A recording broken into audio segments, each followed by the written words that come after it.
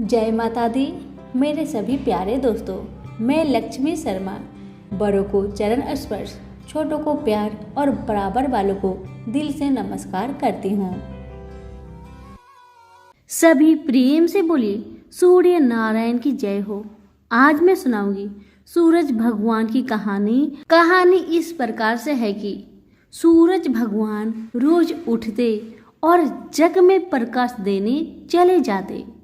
एक दिन भगवान को लगा कि राना दे सुखती चली जा रही है, तो राना दे से पूछा कि तुम्हारे मन में क्या है। राना दे बोली, मेरे मन में खीर खांड के भोजन की इच्छा है। भगवान बोले, मांगा भी तो क्या मांगा, ये तो हम रोज ही खाते हैं। राना दे बोली, भगवान आप खीर खांड के भोजन जिमते हो, मैं तो खट्टी रब जिमती हूँ। भगवान बोले, राना दे तुम झूठ बोलती हो, एक जैसा भोजन मेरी माँ हमको देती है। राना दे बोली, सुबह आप मेरी थाली ले लेना, मुझे अपनी थाली दे देना, फिर आपको सब पता लग जाएगा। दूसरे दिन जिमते समय भगवान ने पानी के गिलास को टक्कर देकर गिरा दिया। माताजी बोली, तुम मत उठो, मैं दूसरा गिलास भर देती हूँ। माताजी गई, इतने में भगवान ने थालियां बदल दी। राना दे ने तो जल्दी ही खीर खांड के भोजन कर लिए, पर सूरज भगवान को खट्टी राब भाई नहीं और थाली पर बैठे रहे। माताजी बोली, आज इतनी देर क्यों लगा दी। भगवान बोले, आज तो खीर खांड खट्टी लग रही है। माताजी बोली, राना दे की थाली आपने क्यों ली। भगवान कहने लगे, माँ अपने घर में आप 2 जने और मैं जिसमें भी 2 भात, मैं नियम पालन वाला और मेरे ही घर में ऐसा होता है तो दुनिया में क्या होता होगा। घर में सबका खाना एक जैसा बनाओ। वहां से वो कुम्हार के यहाँ गए और बोले, 2 पेट की हांडी किस कुम्हार ने बनाई। रतन कुम्हार को लगा आज तो भगवान आए हैं, माँ जी तो 1 टका देती है, ये 2 टका देंगे। और कुम्हार बोला, मैंने बनाई। भगवान बोले, आज के बाद 2 पेट की हांडी बनाए तो तेरे सहस्त्र पेट कर दूंगा। कुम्हार बोला, मेरा तो 1 पेट भरना मुश्किल है, सहस्त्र हो गए तो मैं क्या करूंगा, मैं अब 2 पेट की हांडी नहीं बनाऊंगा। इस तरह सूरज भगवान ने दुभांड मिटाई। तो सभी मिलकर बोलिए सूरज भगवान की जय हो। कथा। एक था राजा, एक थी रानी। उनके पास सिपाही, घोड़े, दास दासियां, धन दौलत सब कुछ था, सिर्फ उन्हें संतान नहीं थी। इसी कारण राजा रानी बहुत ही दुखी रहते थे। संतान प्राप्ति के लिए उन्होंने हर तरह का दान धर्म, धार्मिक अनुष्ठान, जप मंत्र, व्रत, पूजा पाठ किए, लेकिन कोई फायदा नहीं हुआ। अब राजा रानी दोनों ही बुढ़ापे की ओर बढ़ते गए। बुढ़ापे की ओर जैसे ही बढ़ते गए, वैसे ही दोनों गहन सोच में पड़ गए। ये सोचकर कि उनकी कोई संतान नहीं है, तो फिर इतने बड़े राज्य का क्या होगा। कौन बनेगा इस राज्य का वारिस, कौन लेगा प्रजा की जिम्मेदारी। राजा रानी दिन रात इसी चिंता में रहने लगे। उन्हें तो अब खाना पीना भी अच्छी नहीं लगती। एक सुबह की बात है कि राजा के दरबार में एक साधु जी आए, तो दासी रानी को इतला करती है। तब वह दासी से कहती है, यह मेरा अंतिम दान धर्म है, इसके बाद मैं अपने हाथों से कोई दान धर्म नहीं करूंगी। रानी चावल भरा छाछ हाथ में लेकर बाहर आती है और साधु की झोली में भिक्षा डालने के लिए आगे बढ़ती है, तो उसके चेहरे पर छाई हुई चिंता साधु की दृष्टि में आती है। वह पूछते हैं, क्या बात है रानी साहिबा, क्या हुआ है, आप इतनी चिंतित और उदास क्यों है? तब रानी ने साधु महाराज को अपनी सारी व्यथा सुनाई और सिसकने लगती है। उस पर वह साधु कुछ पल गंभीर हो जाते हैं और कहते हैं, चिंता मत करना रानी साहिबा, आपकी संतान होगी, आपकी इच्छा पूरी हो जाएगी, चिंता ना करें। आपकी कोख से एक पुत्र जन्म लेगा, मात्र वह 14 साल तक ही आप लोगों को मिलेगा। उसके आगे वह इस मृत्यु लोक में नहीं रह पाएगा। इससे बढ़कर आपको कुछ देना मेरे लिए संभव नहीं है। अपनी बात पूरी करते उसने अपनी झोली में हाथ डाला, थोड़ी सी भभूत निकालकर रानी को दे दी और कहा, आप और महाराज दोनों इसे बांटकर ग्रहण करना, आपको जल्द ही पुत्र प्राप्ति होगी। इतना कहकर साधु अपनी राह में चले गए। उनके जाने के बाद रानी सोचने लगी, 14 साल तो 14 साल ही सही, उतने समय के लिए हमें पुत्र तो मिलेगा, यही काफी है। उतने साल तक मैं उसे जी जान से बड़ा करूंगी, उसे ढेर सारा लाड़ दुलार करूंगी, अपनी संतान की हर मुरादे को पूरी करूंगी। उस रात अपना सारा राजकाज खत्म करके राजा जब रानी के महल में गए तो रानी ने क्या किया कि राजा को सारी बात बताई जो साधु जी ने उन्हें बताया था। रानी ने साधु की दी भभूत राजा को दिखाकर बोली, साधु महाराज ने यह भभूत हम दोनों को ग्रहण करने को कहा है। राजा बोले, इतना दान धर्म किया, जब तब किया, कोई फल नहीं मिला, अब इस भभूत से हमें संतान प्राप्ति होगी, ऐसा है क्या? उस पर रानी बोली, जब इतना सब कुछ किया तो अब यह भी सही करके देख लेते हैं। अब बेमतलब की उस साधु के क्रोध को क्यों हम बुलावा दे। राजा को अब किसी पर विश्वास नहीं था, लेकिन पत्नी को दुख न पहुंचे इसलिए वह राजी हो गए। राजा राजी हो गया तो फिर क्या होता है कि राजा रानी दोनों नहाते धोआते हैं, फिर अपने अपने भगवान का स्मरण करते हैं, अपने पुरखों को स्मरण करते हैं और उस साधु महाराज का नाम स्मरण करके वह भभूत बांट कर दोनों खाते हैं। उसके बाद दोनों निश्चिंत होकर सो जाते हैं। तो कुछ दिन गुजर जाते हैं और साधु द्वारा कहे अनुसार रानी गर्भवती हो जाती है। उस पर राजा रानी दोनों की खुशी का गमन नहीं समाती। राजा रानी से बोला, महारानी सचमुच साधु महाराज की कृपा हो गई। समय बीतते गया, 9 महीना पूरा हो गया तो रानी ने एक सुंदर गोरे पुत्र को जन्म दिया। राजा ने बड़ी धूमधाम से पुत्र का नामकरण किया। सारे राज्य में 8 दिन तक अन्य सतपर्ण रखा, उत्सव मनाया गया। अब पुत्र की कुंडली देखने के लिए राज्य के सबसे विद्वान पंडित जी को बुलाया। पंडित जी आते ही कुंडली देखकर बड़े चिंतित में पड़ गए और कहने लगे, महाराज हमारा राजपुत्र सिर्फ 14 साल तक हमारे पास रहेगा। राजा को इस बात की भनक थी ही, रानी को भी साधु महाराज की बात याद थी। दोनों पति पत्नी चुपचाप रहते हैं। उसके बाद राजा और रानी बड़े लाड़ प्यार से बेटे की परवरिश करते हैं, उसकी हर ख्वाहिश पूरी करते हैं। थोड़े समय के लिए ही सही भगवान ने संतान की अपनी मुरादें पूरी कर दी। इसे वे समाधान मानते थे। राजपुत्र दिन प्रतिदिन बड़ा होता है। जब वह 7 साल का हो जाता है तो राजा एक अच्छे गुरु की नियुक्ति करके उसे पढ़ाई लिखाई राज्य शास्त्र, शास्त्र विद्या, घोड़सवारी इत्यादि 12 विद्याओं का शिक्षण देते हैं। जब वह सब शास्त्र विद्या में पारंगत हो जाता है और 12 साल की उम्र का हो जाता है, तब एक अच्छी सी राजकन्या खोजकर उसकी शादी कर दिया गया।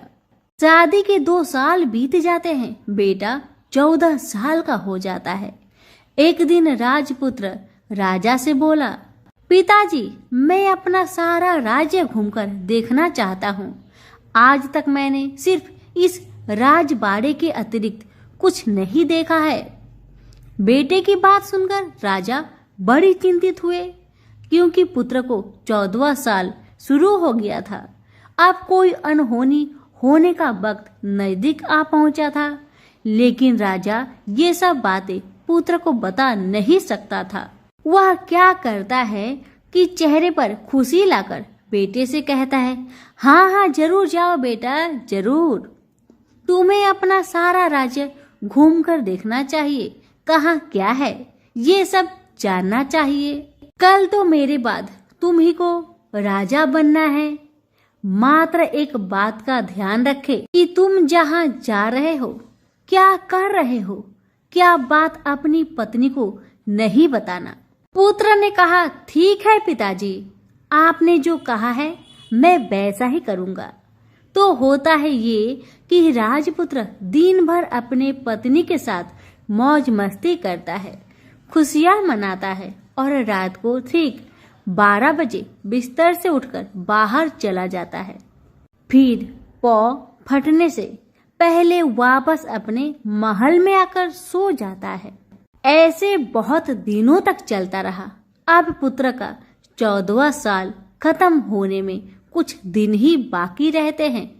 इतने में ये होता है कि उसकी पत्नी यानी छोटी रानी रात में जाग जाती है। वह देखती है कि बिस्तर पर राजपुत्र नहीं है। वह महल में सब जगह देखती है तो राजपुत्र कहीं भी नजर नहीं आते। तो ये बात वह किससे कहेगी और क्या करेगी? बेचारी चुपचाप रहती है। फिर भोर होने पर वह देखती है कि उसका पति अपनी जगह पर सोया है। छोटी रानी अपने पति से कुछ नहीं पूछती, लेकिन दूसरी रात भी वैसा ही होता है। तीसरी रात, चौथी रात, ऐसे ही बहुत दिन तक चलता है। रानी बहुत चिंतित हो जाती है। पति रात को जाता कहाँ है, किससे मिलने जाता है? छोटी रानी के मन में ढेर सारी सवाल उमड़ जाते हैं, लेकिन छोटी रानी को राजकुमार से सवाल करने में डर लगता था। शायद उसका पति गुस्सा हो बैठे। सास ससुर से पूछने के बारे में सोचा तो उसकी कुल मर्यादा बीच में आ जाती थी। इसी तरह मन ही मन में बेचैन रहती थी। इस हालत में उसे खाने पीने में दिलचस्पी नहीं होती थी। वह दुबली पतली हो जाती है। उसी राज्य में एक फूल बेचने वाली एक बूढ़ी मालिन रहा करती थी। वह हमेशा छोटी रानी को फूल देने उसके महल में आती थी। उस बुढ़िया का ध्यान छोटी रानी पर जाता है। वह उससे पूछती है, बेटी तुम्हें किस बात का दुख है? तुम इस तरह सूख कर काटा क्यों बनी जा रही हो? उस पर रानी कहने लगी, क्या बताऊं बूढ़ी अम्मा, तुम्हारा राजपुत्र हर रात बिस्तर पर से उठकर कहीं और चला जाता है और सुबह भोर होते ही वापस आकर सो जाता है। वह कहाँ जाता है? प्रेमिका से मिलने जाता है क्या? यह सोचकर मैं अन्न जल ग्रहण नहीं कर पाती और सूख सूख कर इस तरह कांटा बन गई हूँ। बुढ़िया सब बात सुनकर उसे एक उपाय बताती है और कहती है, बेटी तुम ऐसा ही करना, आज रात तुम सोना मत, उसके पीछे जाकर देखना कि वह कहाँ जाता है, क्या करता है, उसकी अच्छी तरह से पहरेदारी करना। इस पर छोटी रानी ने कहा, मुझे नींद आ गई तो मैं क्या करूंगी? तब बूढ़ी अम्बा ने कहा, तुम्हें नींद न आए इसलिए एक काम करना, अपने बाएं हाथ की उंगली में एक जख्म करना, उस पर थोड़ी सी मिर्च छिड़कना, उससे तुम्हें बड़ी जलन होगी और उस पीड़ा से तुम्हें रात भर नींद नहीं आएगी। रानी बुढ़िया के कहे अनुसार करती है। उंगली की जलन से उसे बड़ी देर तक नींद नहीं आती, लेकिन बाद में वह सो जाती है। दूसरे दिन सुबह बुढ़िया फूल लेकर उसके महल में पहुंचती है और पूछती है, क्या हुआ बेटी, देख पाई? क्या तुम्हारा पति कहाँ जाता है?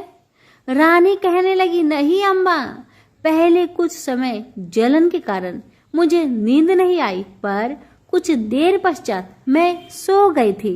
बुढ़िया कहने लगी, कोई बात नहीं, आज तुम उंगली पर पहले से थोड़ा ज्यादा जख्म करना और ज्यादा मिर्च लगाना। बूढ़ी अम्मा के कहे अनुसार छोटी रानी ने वैसा ही किया, परंतु वह सिर्फ पति के बिस्तर से उठकर बाहर निकलते वक्त जाग पाई थी। वह उसके पीछे नहीं जा सकी क्योंकि उसकी आंखें उस समय तक मुद गई थी। दूसरे दिन सुबह बूढ़ी अम्मा आई तो उसने पूछने से पहले ही छोटी रानी ने बूढ़ी अम्मा को रोककर कहा, अम्मा, मैं आज भी उनकी पहरेदारी ठीक तरह नहीं कर पाई। बुढ़िया कहती है, रोना नहीं बेटी, सब कुछ ठीक हो जाएगा। तुम आज रात जख्म और बड़ा करना और उस पर ज्यादा से ज्यादा मिर्च छिड़कना। और एक काम करना बेटी, वह जब जाने के लिए निकलता है तो उसका रास्ता रोकना। बुढ़िया ने जैसा बताया रानी ने वैसा ही किया। आज रात उसे नींद नहीं आती। अब जैसे ही रात के 12 बजे राजकुमार बिस्तर से उठकर जब महल से निकलने लगे तो बुढ़िया के कहे अनुसार रानी ने वैसा ही किया। दौड़कर जाकर अपने पति का रास्ता रोककर कहने लगी कि कहाँ जा रहे हो, किससे मिलने जा रहे हो, मुझे बताओ। राजपुत्र उसे समझाने की बहुत कोशिश करता है। देखो, अगर मैंने तुम्हें वह बताया तो मैं तुम्हें दोबारा नहीं मिल पाऊंगा। पत्नी कहने लगी, कोई बात नहीं, न मिल पाओ, लेकिन आप रात के समय कहाँ जाते हो ये मुझे पहले बताओ। अब राजपुत्र निरुपाय हो जाता है। पत्नी की जिद के आगे उसकी एक नहीं चल पाती। ठीक उसी समय उसका 14वां साल खत्म होकर 15वां साल लगने वाला था। जो होता है वह हो जाने दो, वह सोचता है। कुछ चावल मंत्रों से सिद्ध करके पत्नी को देकर कहता है, इन चावलों के दानों को दोनों हाथों की मुट्ठी में पकड़ना। पहले दाएं हाथ में पकड़े चावल मेरे ऊपर फेंकना, मैं कौन हूँ तुम्हें पता चल जाएगा।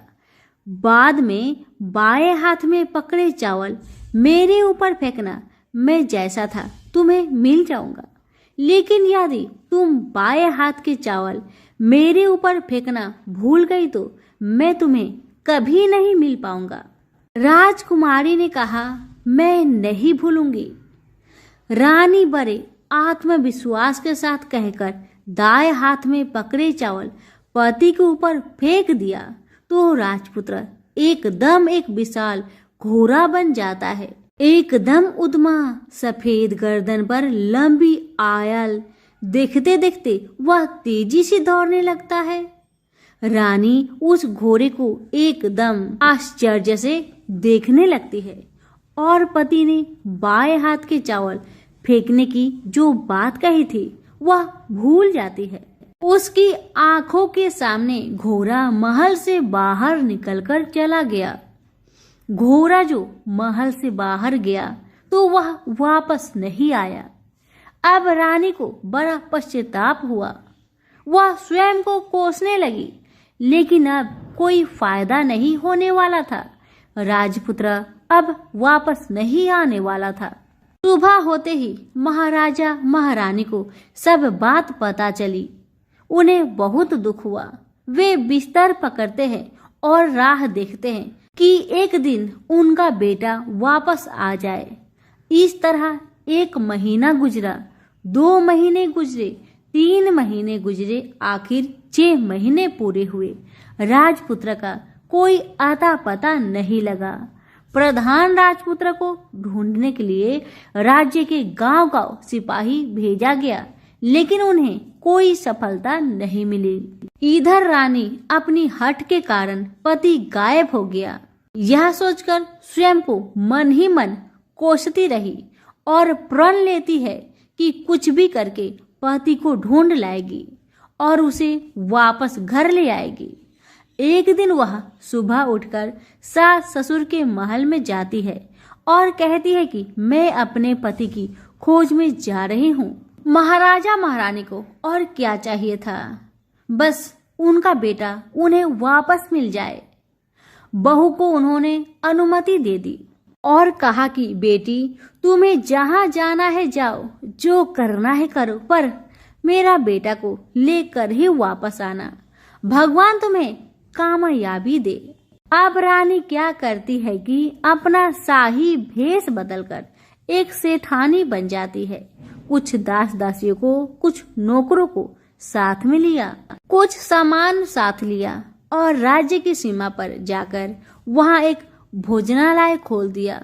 वह आने वाले सब यात्रियों को खाना मुफ्त में देने लगी, मात्र एक शर्त रखे कि खाने वालों को उसकी देखी कोई अजीब चीज उसकी मालकिन को यानी राजकन्या को बतानी पड़ेगी। तो वहां आने वाला हर नागरिक अपनी तरफ से मैंने यह देखा, मैंने वह देखा कहकर वहां से मुफ्त खाना खाकर जाता था। परंतु रानी को जो बात चाहिए थी वह अब तक किसी से नहीं मिली थी। ऐसे ही कुछ दिन बीत गया तो इधर होता है कि रानी के महल फूल लेकर जाने वाली बुढ़िया के एक बेटा और बहू थे। उनका एक छोटा बेटा था, यानी बुढ़िया का एक पोता था। बेटा और बहू सुबह काम के लिए निकलते थे तो पोते को संभालने की जिम्मेदारियां बुढ़िया पर रहती थी। बुढ़िया दिन भर पोते को संभालती थी। एक दिन होता है कि बुढ़िया को पान खाने की आदत थी, तो पान खाने के लिए चूना चाहिए था। बुढ़िया उसे तैयार करने के लिए सीपियां लेकर आई। इन सीपियों भूनने के लिए गोबर के कंडे चाहिए थे। कंडे इकट्ठा करने के लिए वह बांस की टोकरी लेकर चरवाहे के मैदान में गई। वहां बहुत सारे कंडे थे। उन्हें जमा करते करते उसे घर आने में अंधेरा हो गया। इस और शाम होते ही काम से वापस बेटा बहू घर पहुंचे तो देखा कि बच्चा घर पर अकेला है और रो रहा है। वे दोनों गुस्से से लाल पीले हो गए। इतने में बुढ़िया घर आ पहुंची। बेटा ने पूछा, पोते को घर पर अकेला छोड़कर तुम कहाँ गई थी? बुढ़िया बताने लगी कि मैं गोबर के कांडे इकट्ठा करने गई थी। इस पर बेटा बोला, दोबारा बच्चे को अकेला घर पर छोड़कर यदि कहीं गई तो मैं तुम्हें बहुत पीटूंगा। बुढ़िया कहने लगी, नहीं बेटा, फिर कभी ऐसा नहीं करूंगी। लेकिन दूसरे ही दिन बुढ़िया वह बात भूल गई और फिर चरवाहे के मैदान पर कंडे इकट्ठा करने चली गई। शाम को जब बेटा बहू काम से वापस लौटे तो देखते हैं कि बच्चा घर पर अकेला है और वह रो रहा है। अब उसके बेटे की सहन शक्ति खत्म होने लगी और बुढ़िया के वापस आने पर उसे घर से निकाल दिया। बुढ़िया रात भर घर के बाहर अंधेरे में बैठी रही और सुबह होते ही हाथ में टोकरी लेकर कंडे इकट्ठा करने के लिए निकल गई। उस दिन उस पर कंडे इकट्ठा करने का मानो पागलपन सवार था। कंडे इकट्ठा करते करते जब अंधेरा छा गया उसे मालूम ही नहीं चला। उसे जब ध्यान आया तो गांव का रास्ता भी ठीक तरह से दिखाई नहीं दे रहा था। वह अंधेरे में आंखें फाड़कर देखती है, किसी तरह आगे निकल पड़ी तो क्या होता है कि एक कपिला गाय छन छन की आवाज करते, गले की घंटी बजाते ठुमुक ठुमुक कर उस मैदान पर आ गई। उसे देखकर बुढ़िया सोचने लगी कि इस गाय के पीछे पीछे जाऊंगी तो गांव तक पहुंच जाऊंगी। तब बुढ़िया उसके पीछे पीछे जाने लगी। वह गाय क्या करती है कि उस मैदान से लेकर एक एक करके 6 मैदान पार करती है। आखिर में वह 7वें मैदान पर पहुंचती है। तो वहां क्या होता है कि उस मैदान पर एक बड़ा सा पत्थर है। गाय जाकर उस पत्थर को अपना सींग मारती है। सींग मारा तो वह पत्थर टूट गया और हट गया और पाताल में नीचे जाने की सीढ़ियां दिखाई देने लगी। तब वह गाय उन सीढ़ियों से नीचे जाने लगी। बुढ़िया वह सब देखती रही और झट जाकर गाय की पूंछ को पकड़ लिया। पूंछ पकड़कर वह गाय के साथ नीचे पाताल पहुंच गई। पाताल में पहुंचते ही तुरंत गाय की पूंछ छोड़ दी और इधर उधर देखने लगी। वहीं से बुढ़िया ने देखा कि पाताल में सब जगह जगमगाहट है, दिया दीप जलते हैं और तेज रोशनी गाय के ऊपर पड़ रही है और वहां अद्भुत घटनाएं घटने लगी। गाय के नीचे जाते ही उसके गले में अपने आप सांकल पड़ गई और छमछम करके कोई दूधाड़ी में गाय का दूध दोहने लगी। लेकिन जो भी कोई वह कर रहा है वह मात्र दिखाई नहीं दे रहा। बुढ़िया बहुत घबरा गई, कहाँ आकर फंस गई। वह सोचने लगी कि और यहाँ वहां छिपने के लिए जगह ढूंढने लगी, लेकिन उसे कहीं भी जगह नहीं मिली। हर जगह उजाला ही उजाला था। तो वह यो एक कोने में खड़ी रह गई और जो कुछ सामने हो रहा था उसे चुपचाप देख रही थी। कुछ पल के बाद वहां झट से एक उम्दा सफेद घोड़ा आया। वहां 2 कुंड थे। उसमें से एक कुंड में उस घोड़े ने छलांग लगाई और ऊपर आ गया। अब उसे राजपुत्र का रूप प्राप्त हो गया। राजपुत्र बनने के बाद उसने दूसरे कुंड के पानी में स्नान किया। वहां रखे नए कपड़े पहने। नजदीक ही एक सुंदर पलंग था, उस पर आकर बैठ गया। उसके सामने अपने आप 5 पकवानी की थाली आ गई, दूध की एक प्याली आ गई, पान सुपारी आ गए। उसके सामने एक दिया जलता रहा। राजपुत्र ने खाना खाया, दूध पिया, पान सुपारी खाया और बिस्तर पर लेट जाने से पहले सूर्य देव का स्मरण करके सामने जलते हुए दिए से पूछा, दिए दिए दीप कर मेरे माता पिता क्या कर रहे हैं। दिया बताने लगा, बेटे के शोक में डूबे हैं। राज्य कौन संभाल रहा है? राज्य प्रधान संभालता है। मेरी पत्नी क्या करती है? दिया बोला, उसने चौराहे पर भोजनालय शुरू किया है और आते जाते लोगों से वह नई खबर के बारे में पूछती है। दिए के यह कहते ही राजपुत्र कहने लगा, ठीक है। उसके बाद वह सो गया। बुढ़िया कोने में खड़ी रहकर यह सब देखती रही। ऐसी अद्भुत घटना उसने जिंदगी में पहली बार देखी थी। उसे अंदर ही अंदर चुलबुलाहट होने लगी। वह अपनी भूख प्यास भूल गई और आगे क्या होता है कि उसे उत्सुकता से देखने लगती है। लेकिन उसके बाद और कुछ घटनाएं नहीं घटती।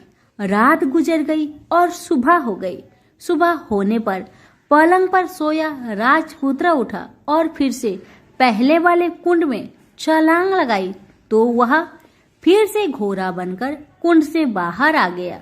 बाहर आते ही वह तेजी से उस पाताल नगरी से बाहर निकल गया। लेकिन वह कहाँ गया, बुढ़िया को कुछ पता नहीं चला। उसके बाद पिछली रात की तरह कोई उस गाय का छमछम करके दूध दोहने लगा। जैसे ही दूध दुहाना खत्म हुआ, उसके गले की साकल अपने आप खुल गई और वह गाय तेजी से ऊपर जाने लगी, सीढ़ियां की ओर भागने लगी। गाय को दौड़ते देखकर बुढ़िया सोचने लगी, अब गाय के साथ यहाँ से ऊपर जाना ही समझदारी है, नहीं तो कोई मुसीबत आकर मेरे ऊपर टपक जाएगी। झट से उसने गाय की पूंछ पकड़ ली और गाय के साथ ऊपर आ गई। गाय जब ऊपर मैदान में पहुंची तो उस सुरंग का रास्ता अपने आप बंद हो गया और उसके मुंह पर एक बड़ा सा पत्थर पूर्ववत खड़ा हो गया। ऊपर आकर वह गाय जंगल की ओर निकल गई तो इधर बुढ़िया एकदम बावली सी हो गई।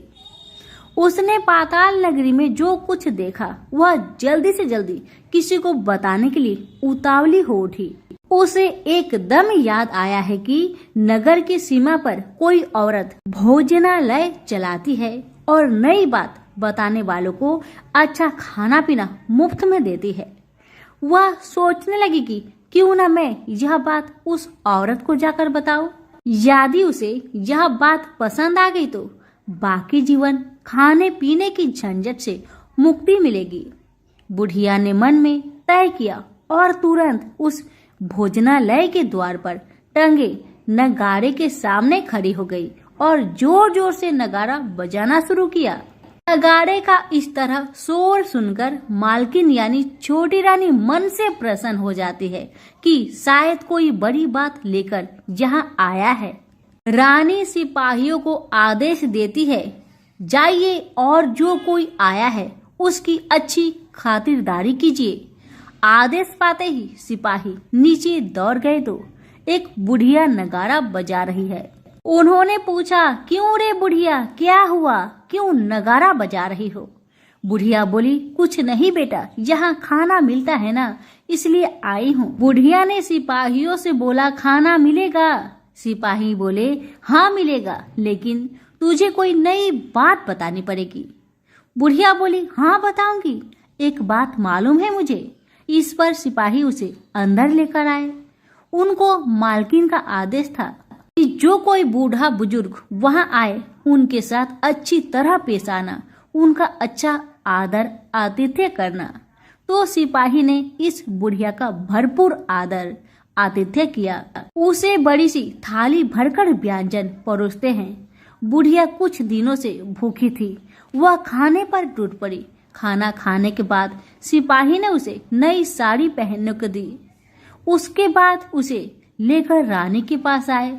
बुढ़िया और रानी ने तुरंत एक दूसरे को पहचान लिया। बुढ़िया बोली, बेटा तुम हो? और रानी बोली, बूढ़ी अम्मा आप है? बड़ी देर तक दोनों भली भांति की बातें करती रही। आखिर कुर्बानी बुढ़िया से कहने लगी, अम्मा अब बताओ तुमने क्या बात नई देखी है? बुढ़िया बोली, मैंने कोई नई बात देखी नहीं है, वह तो मेरे पास तुम्हें देने के लिए खाने के लिए पैसे नहीं थे, इसलिए मैंने झूठ कहा और नगाड़ा बजाया। रानी ने कहा, अम्मा घबराना नहीं, मैं किसी को तुम्हारा नाम नहीं बताऊंगी। फिर भी बुढ़िया मैंने क्या देखा, कब देखा करके आनाकानी करने लगी।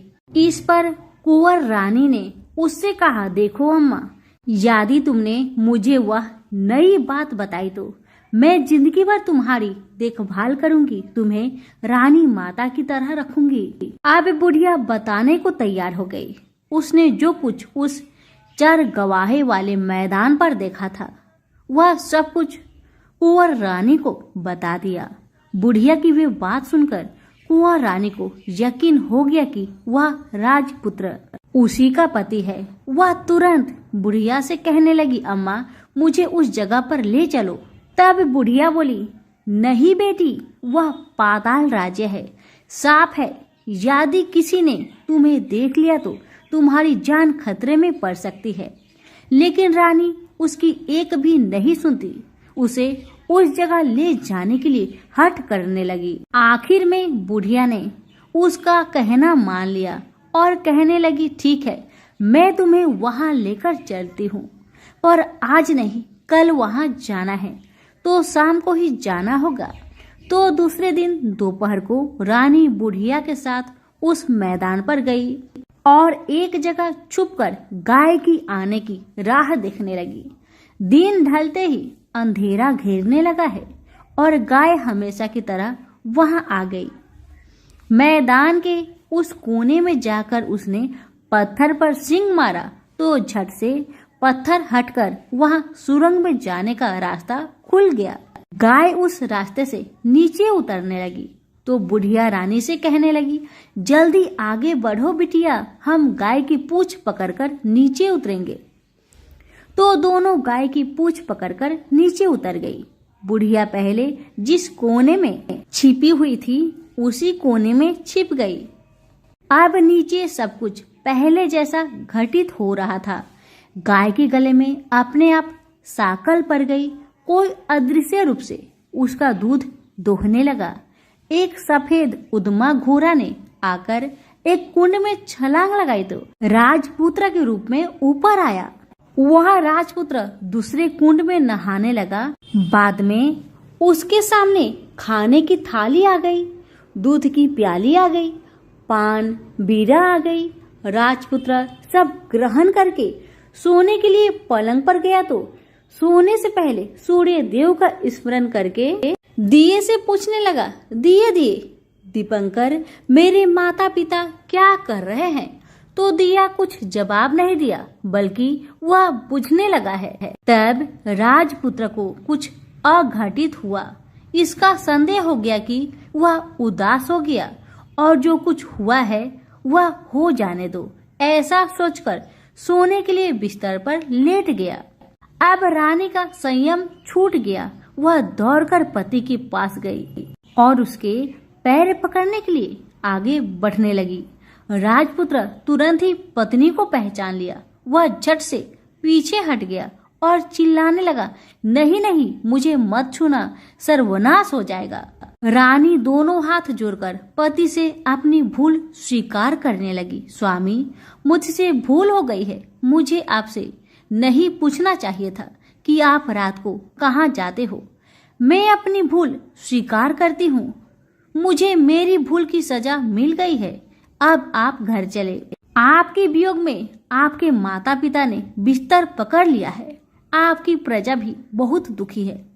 उस पर राजपुत्र कहने लगा, वही तो, एक बार तुम गलती कर बैठी हो, अब दोबारा मत करना, नहीं तो अब मैं तुम्हें जो दिख रहा हूँ वह भी नहीं दिखूंगा।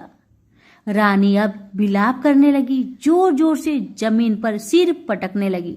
राजपुत्र के मन में उसके प्रति दया उत्पन्न हो गई। वह उससे कहने लगा, यदि तुम मुझे पाना चाहती हो तो तुम्हें एक काम करना होगा। काम कठिन है, लेकिन वह तुम्हें अकेले करना होगा। कहो स्वामी, आप क्या कहते हैं? कितना भी कठिन काम हो मैं पूर्ण करूंगी। रानी कहती है। इस पर राजपुत्र ने उसे बताया, इस पाताल से ऊपर जाते ही तुम्हें एक घना जंगल नजर आएगा। ऐसे 6 जंगल पार करने के पश्चात 7वां जंगल मिलेगा। वह जंगल सबसे घना है। उस जंगल में बीचों बीच एक पीपल का पेड़ है। उसके आसपास की जगह पत्ते, फंदे, जटाए, कांटे इत्यादि से ढक चुकी है। वहाँ बाघ, शेर, भालू, सांप सभी धमा चौकड़ी बैठी है। तुम्हें उन सबको भगाकर वह जगह साफ करनी है। उसकी गोबर से लिताई करके पवित्र बनाना है। रंगोली से सजाना है। उसके बाद वहाँ धूप, कपूर, अगरबत्ती जलानी है। फूल कुमकुम से पेड़ की तने की पूजा करनी है। दूध दही से बने चावल का भोग चढ़ाना है। यह सब तुम्हें दोपहर के 12 बजने के पहले करना होगा। 12 बजने के समय तुम्हें उस जगह पर बैठकर सूर्य भगवान का ध्यान करना होगा।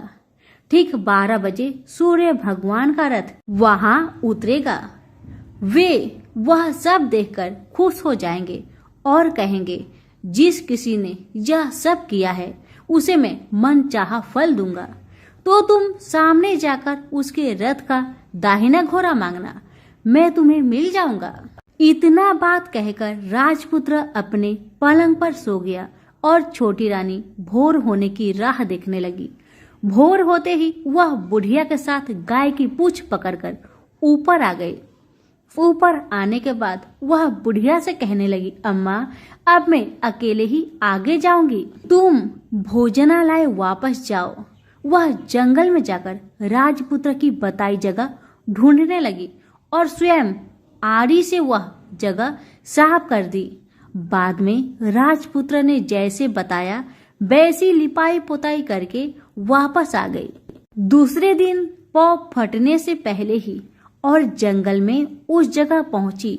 वहां जाकर इत्र गुलाब का पानी छिड़ककर वह जगह सुगंधित की। धूप अगरबत्ती जलाकर उसे पवित्र किया और पूजा की। सब सामग्री वहां तैयार रखकर सूर्य भगवान का ध्यान करने बैठ गई। जैसे कि पति ने बताया था, दोपहर को ठीक 12 बजे सूर्य भगवान का रथ उस पीपल के पेड़ पर आकर रुका है। सूर्य भगवान ने जब रथ से नीचे देखा तो सुगंधित वातावरण देखकर बहुत खुश हुए और फिर बोले, जिस किसी ने यह काम किया है वह यहाँ आकर मुझसे कुछ भी मांगे, मैं उसे दूंगा। रानी ने जब ये शब्द सुना तो बिना समय गवाए दौड़कर उनके सामने आ गई और उनको साष्टांग नमस्कार करके बोली, भगवान वह मैं ही हूँ, मैंने यह जगह साफ की है। भगवान बोले, अच्छा तो तुम्हें जो चाहिए वह मुझसे मांगो। तो छोटी रानी बोली, भगवान मुझे आपके रथ का दाहिना घोड़ा चाहिए। सूर्य भगवान बोले, नहीं नहीं, मैं तुम्हें और कुछ भी दे सकता हूँ, लेकिन यह घोड़ा नहीं दे सकता। मेरे रथ के 12 घोड़े हैं, तुम चाहो तो कोई और घोड़ा ले लो, लेकिन दाहिना घोड़ा नहीं, वह मैं तुम्हें नहीं दे सकता। छोटी रानी ने एक नहीं सुनी। वह सूर्य देव से एक ही बात कह रही थी, वही दाहिना घोड़ा दे दीजिए, नहीं तो मैं आपके पैरों में गिरकर अपनी जान दे दूंगी। अब सूर्यदेव धर्म संकट में पड़ गए। उन्होंने वचन दे दिया था, अब अपने वचन से पलट भी नहीं सकते थे। भगवान ने कहा, ठीक है, दे दिया तुम्हें घोड़ा।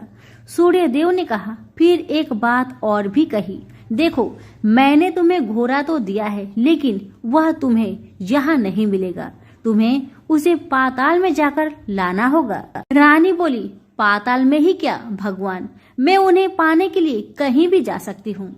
रानी को वचन देकर सूर्यदेव अपने मार्ग से चले गए और इधर रानी जंगल से अपने भोजनालय में आ गई। फिर वह बुढ़िया को लेकर उस मैदान पर आ गई। जल्दी ही शाम हो गई। शाम होते ही वहां वह गाय आ गई और उसने सींग मारकर सुरंग का पत्थर हटाया तथा नीचे उतरने लगी। रानी और बुढ़िया जल्दी जल्दी उसकी पूंछ पकड़कर नीचे उतर गए। नीचे पाताल में सब घटनाएं पहले की तरह ही घटने लगी। घोड़े का एक कुंड में नहाकर राजपुत्र बन जाना, नहा धोकर पलंग पर जाकर बैठना, तो उसे खाने की थाली, दूध की प्याली आना, पान पीरा आना। लेकिन आज एक बात नई घटी। आज 2-2 थाली, 2-2 दूध की प्याली, 2-2 पान पीरे उसके सामने आए। वह कुछ नहीं बोला। अपने हिस्से की थाली खाकर, दूध पीकर और पान पीरा चबाकर वह सोने चला गया और हमेशा की तरह दिए से पूछने लगा, दिए दिए दीपंकर, मेरे माता पिता कैसे हैं? दिया बताने लगा, वे दोनों तुम्हारे शोक में मरने की स्थिति में पहुंच गए हैं। राजकुमार ने कहा, ऐसा? झट से उसकी आंखों से आंसू टपकने लगे। फिर वह पूछने लगा, दिए दिए दीपंकर, मेरा राज्य कौन चला रहा है? दिया बोला, तुम्हारा राज्य प्रधान चला रहा है और वह सब कुछ हड़प चुका है। वह प्रजा पर बहुत अत्याचार कर रहा है। सुनकर राजपुत्र को बहुत गुस्सा आया। वह गुस्से से अपनी मुट्ठी भींचने लगा। अब वह पूछने लगा, दिए दिए दीपंकर, मेरी पत्नी क्या कर रही है? अब दिया कुछ नहीं बोला, चुपचाप रहा। अब रानी का संयम जवाब दे गया। वह दौड़कर पति के गले लग गई। अब मैं तुम्हें मिल गया, राजपुत्र कहने लगा। सच कहते हो, अब आप फिर से घोड़ा तो नहीं बनोगे ना? पत्नी ने कहा। पति ने कहा, नहीं, दोबारा घोड़ा नहीं बनूंगा मैं। तुमने जो इतने सारे कष्ट उठाए हैं मुझे पाने के लिए, इसलिए सूर्य देव ने मुझे सदा के लिए घोड़े के जन्म से मुक्त कर दिया है। राजपुत्र ने बड़े प्यार से कहा और उसे गले लगाया। उसके आंसू पोंछे।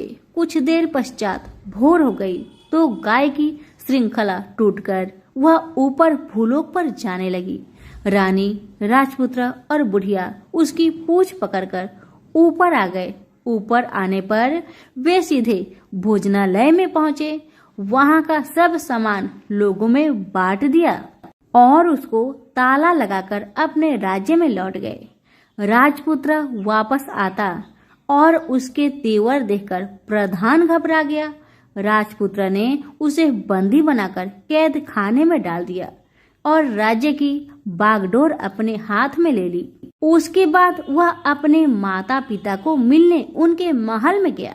तब राजपुत्र क्या देखता है कि उसके माता पिता उसके शोक में सी पंजर बने हुए हैं। पुत्र को वापस आया देखकर मरणासन राजा रानी की आंखों से टप टप आंसू बहने लगे। इन दोनों ने पुत्र को गले लगाया, उसे प्यार से सहलाया। इतना होने के बाद उनके सेहत में एकदम सुधार आने लगा। वे अब बिस्तर से उठकर बैठ गए, पुत्र को आशीष देने लगे। राजपुत्र के आने की खबर तुरंत राज्य भर में फैल गई। प्रजा खुशी से फूली नहीं समाई। प्रजाजन राजमहल के सामने इकट्ठे हो गए। राजपुत्र ने भी उन्हें दर्शन दिए और आज से उन्हें कोई दुख नहीं पहुंचाएगा, ऐसा वचन भी दिया। अब राजा अपने पुत्र का राज्य अभिषेक करके उसे सिंहासन पर बैठाता है और बहू को महारानी का दर्जा देता है और स्वयं अपनी पत्नी के साथ ईश्वर स्मरण करते हुए खुशी से दिन बिताता है। महाराज बना राजपुत्र अच्छी तरह से राज्य चलाने लगा और अपनी पत्नी के साथ सुख शांति से जीवन बिताने लगा। उस बुढ़िया को रानी ने अपने ही पास रख लिया, उसकी अच्छी तरह से देखभाल करने लगी। बुढ़िया और उसके बुढ़ापे के दिन खुशी से गुजरने लगे। तो प्रेम से बोलिए सूर्य भगवान की जय हो। कथा अच्छी लगे तो लाइक शेयर जरूर करें। धन्यवाद।